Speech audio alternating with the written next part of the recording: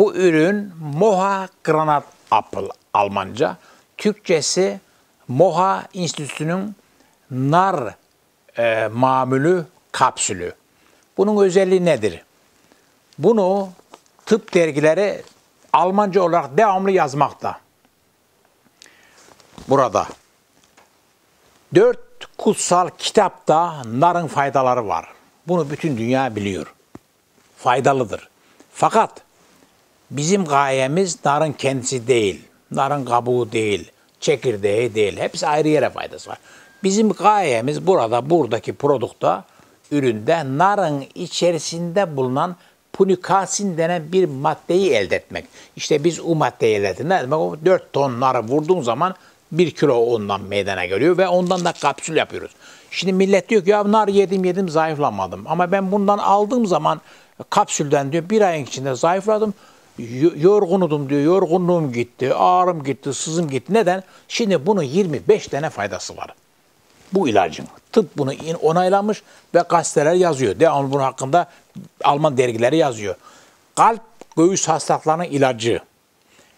Çok önemli bu. Daha tıp bu sene buldu. Narın kapsülü ve içindeki punikasın kadınlardaki göğüs kanserini önlüyor. Bunu kullanan kadına göğüs kanseri gelmiyor. Maalesef 100 kadın mamatomografiye giderse çok acı bir şey. Ben sayısını söylemiyorum. Ne kadar göğüs kanseri çıkıyor. Kistleşmeler, bözeltik, uğurlar çıkıyor. Dikkat neden? Toksik maddeler yediği zaman kadının göğsüne gidiyor. Havadaki kirliler gidiyor. Stres, sıkıntı, beslenme bozuklukları gidiyor. Şimdi bu Granat Apple'ın en önemlisi yani iki madde bizim çok ilgimizi çekiyor. Birisi kalp hastalıklarının ilacı. Kalp göğüse iyi geliyor.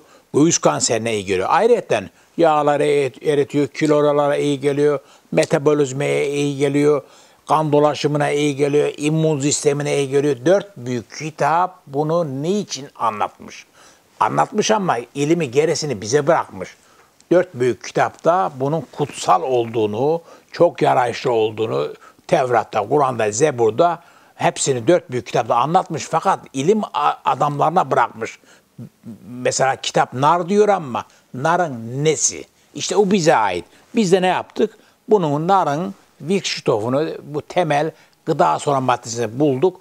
Bunu verdik. Bunu genelde her türlü şikayette kullanabilir insan. Romatizma, ağrı, sızık, kramp, yel, uyuşukluk. Ama bugün tıp tarafından en son bir senedeki araştırmalarda en büyük 3 faydası tespit edilmiştir.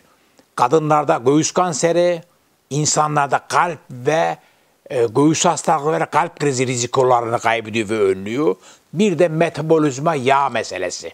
Yani bu insan, bu hayattır. Yani A'dan Z'ye kadar her hastalıkla herkes kullanabilir. 7'den 70'e kadar. Faydalı bir üründür.